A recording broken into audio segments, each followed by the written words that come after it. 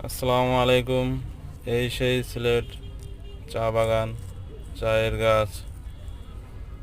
এর থেকে চা উৎপন্ন হয় এবং এই চা অল পৃথিবীতে আজ ছড়িয়ে গেছে। শুধু বাংলাদেশ নয়, পৃথিবীর সমস্ত জায়গায় এই চায়ের গাছগুলো ছড়িয়ে গেছে।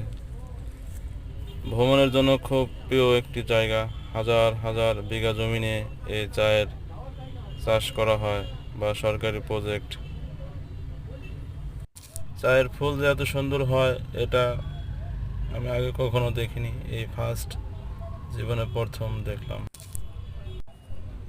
শত শত বিঘা জমি নিয়ে দেখেন কি অপরূপ মাঠ এবং হেঁটে চলাফেরা করার অত্যন্ত প্রিয় একটি জায়গা।